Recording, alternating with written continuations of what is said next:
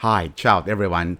In this part of the event, we'll meet with Claudia Pievami, the CEO of Miomojo, one of the most sustainable brands in the world.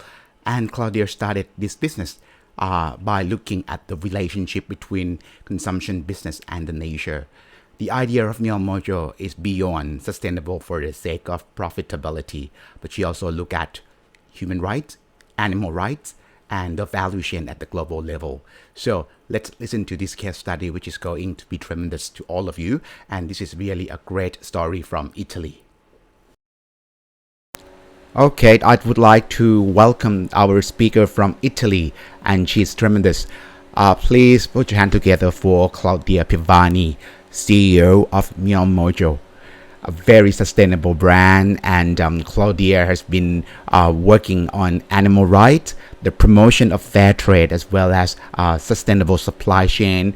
So this day, Miomojo becomes one of the most sustainable brand in the world, an ethical vegan fashion brand, and a lot to be heard from Claudia. And she also has donated a lot of money to charity all over Europe. So this is really interesting to see how she worked on fashion and charitable project for the sake of sustainable production as well as consumption. So Claudia, how are you? Tell us more about Miomojo, please. That would be quite interesting to hear more from you.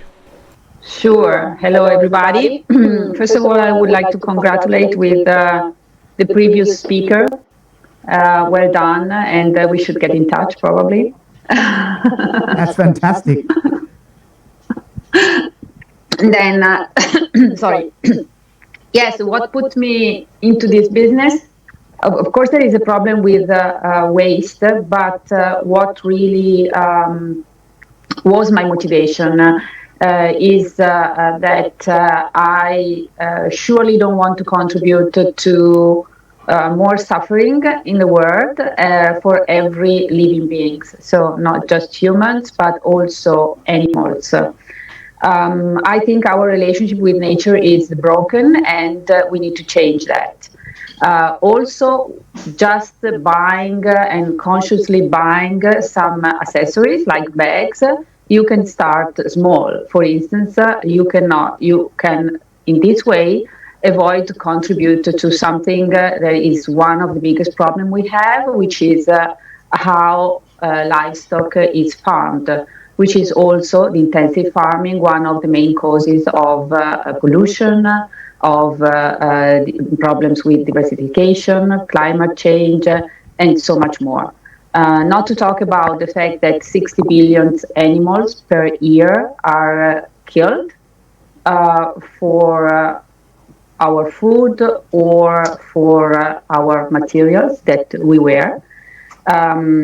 These absolutely need to change. It can change, and it is changing. So not using animal-derived materials is the way we want to contribute to this change.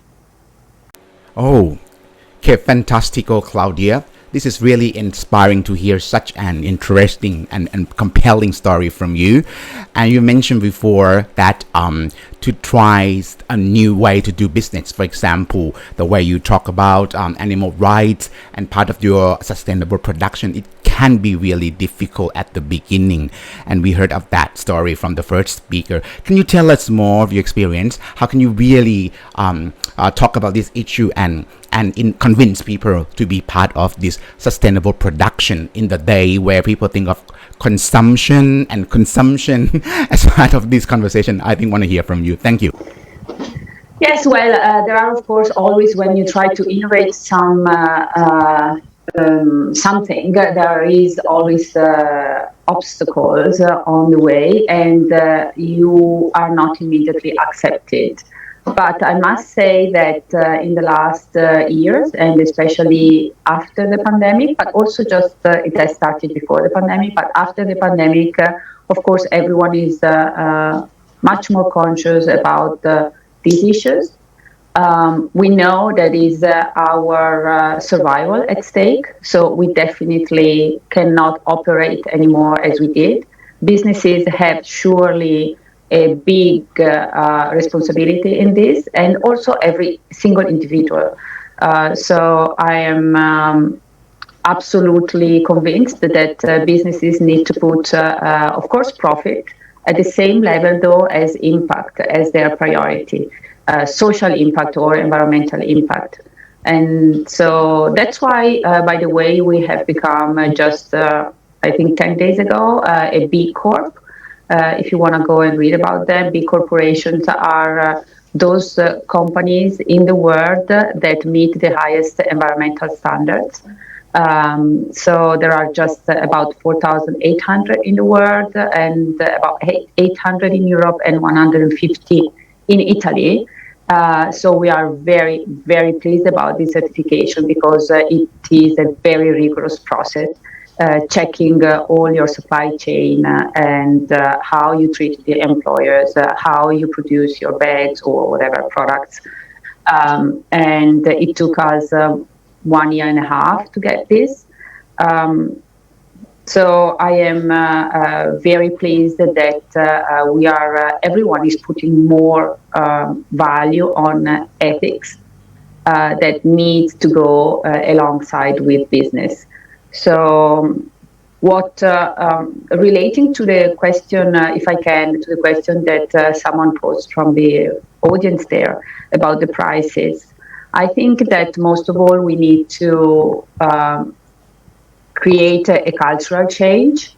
So just buy less and buy better. We have been used to buy very, very, very cheap, and this has brought us here. We need to understand that sustainability has a cost, and it's good that it has a cost because so far non-sustainability has costed a lot. We don't have so much time to reverse what is going on. Um, we need to understand that there must be a cultural change in every single individual. In the end, we don't need 10 t-shirts, we just need two or one.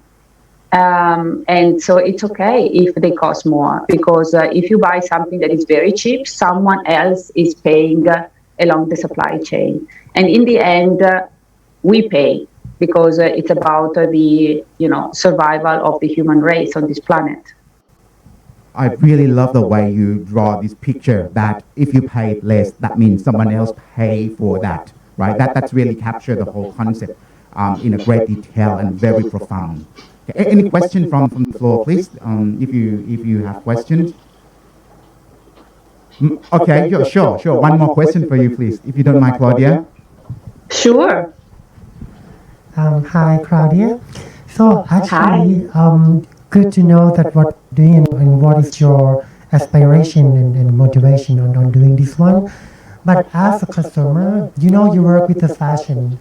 To me, fashion is freedom of choice, so people have more emotional decision making in buying things, right? So we actually, like me, well, I know that sustainable product is good, but I prefer to have more choices approved.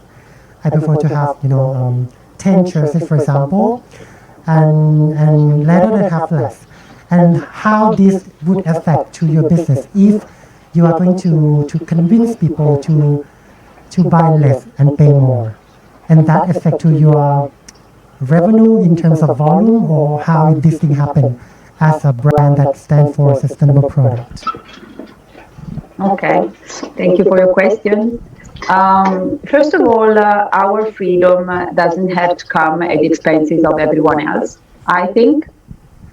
So our freedom is okay as long as no one else is paying for it. That's my belief. I also think that the new generations, especially Gen Z, millennials, and so on, they are shifting their purchasing behaviors. So they don't buy anymore certain products. They want to buy from companies that are transparent. They want to buy products that are not harming the planet or other living beings. And so there is a shift of purchasing behaviors. So it's just, and that's what we want also to create as well.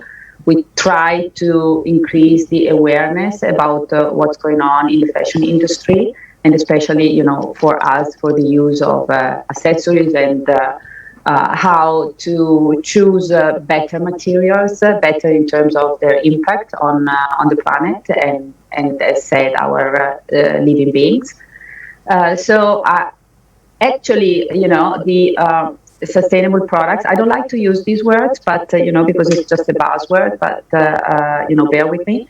The purchase of sustainable products is increasing a lot, and there is a huge potential. While other products are going not to be bought anymore because of their high impact, high environmental impact. So what we are really experiencing is, as I said, a cultural shift, and this means a shift in lifestyle and a shift in our purchasing behaviors.